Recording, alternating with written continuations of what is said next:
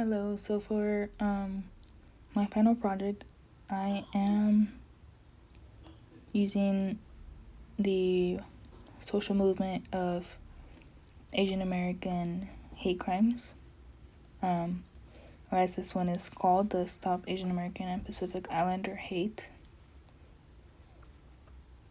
I wanted to emphasize on this, or focus on this, because I know that Asian Americans have been thrown into the shadows throughout the last few decades. They have been attempting to create an Asian movement, and they've always been unsuccessful, or it hasn't really been as reported as it should be compared to like other movements in the media. However, in recent events,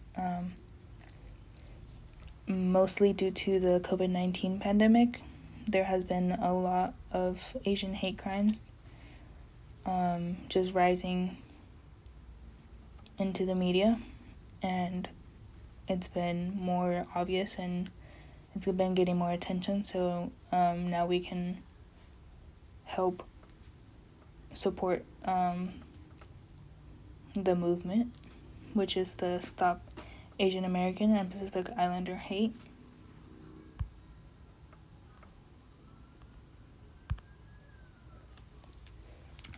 As you see here, they have faced a lot of violence, hate, verbal aggressions, and much more for many decades. And as I said, there has been a surge of crimes since the COVID-19 pandemic. But it started around, I want to say, halfway through 2020, and it's still going on today in 2021. Asian Americans have not had enough voices heard throughout history. They've been silenced, as I said. But as Mr. Doe says in the LA Times, they are victims of racial hatred. They want to be visible, and they want to turn that visibleness into activism. And by doing that, he suggests that the cases are reported of the hate incidents, and we must all fight back and demand representation as well as justice. Additionally, he says that with the Black Lives Matter protests that occurred last summer, there was many inspired Asian Americans, young Asian Americans, who wanted to also stand up for themselves. So that's sort of how it began. But there's also 3 specific people who were the founding people of the movement. These activists are Cynthia Choi. She's the co-executive director of the Chinese for Affirmative Action. And then there is Russell Jiang. He's a professor in the Asian American Studies Department at San Francisco State University. And then we have Manjusa P. Kulkarni. She is the executive director of Asian Pacific Policy and Planning Council. And these are all positions located in Northern California, where there is a higher population of Asian American. There's just a lot more Asian American communities. They began the movement of Stop AAPI Hate. As well, we have victims of the hate crimes who have come out and told their story to the public, and they can be acknowledged as influencers of the movement because they made their private stories public in order to spread awareness of the issue.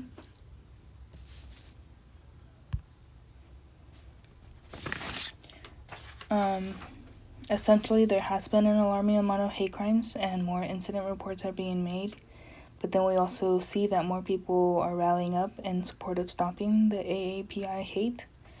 As I said, victims are using their voice and standing up for themselves. And the movement does have a website organization where anyone can report hate incidents, and then they begin to look into that and try and find solutions to these issues. Additionally, the movement uses an approach that addresses anti-Asian racism, and they are working to end all forms of structural racism leveled at Black, Indigenous, and other communities of color. The organizers of one of the rallies mentioned that she drew inspiration from the Black Lives Matter protests, even though the two groups' issues are not identical. She says that, I think we're similar in that a lot of the power and momentum we feel now is connected to the Black Lives Matter protests last year. I think it's important for Black and Asian communities to work together on this, because at the end of the day, it's about dismantling white supremacy and speaking out against white racism. And then some specific solutions that were suggested by the AAPI movement were the ones listed here,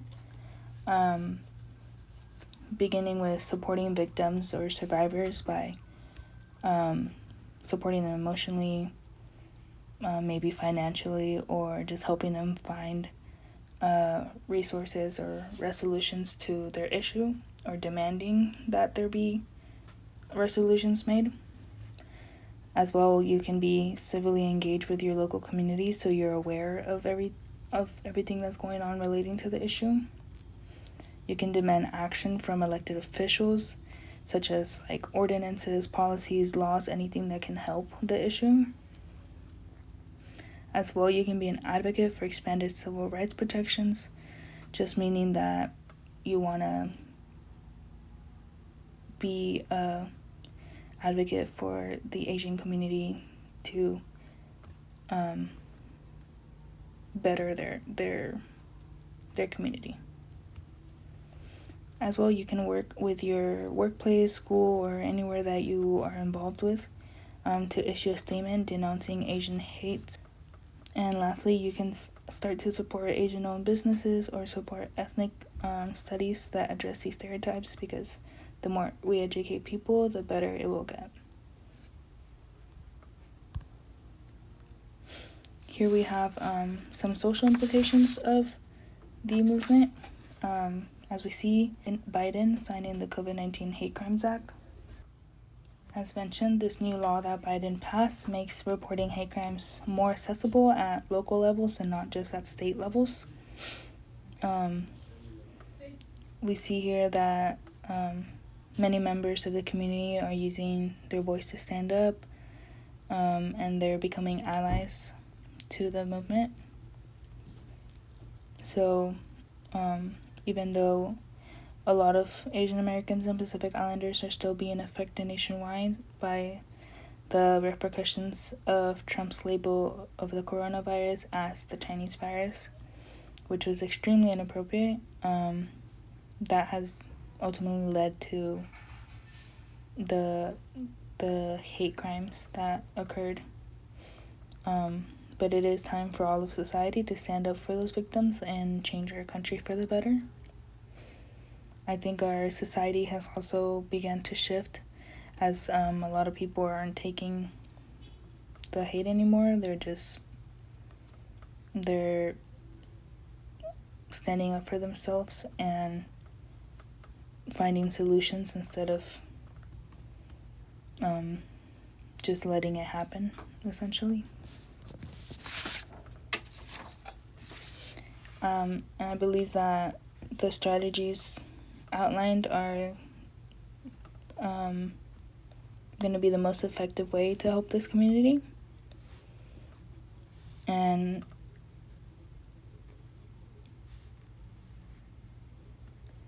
the most important thing out of this movement is that we try and help and support as many Asian American communities' lives or anyone allied with them in order to create a more just society.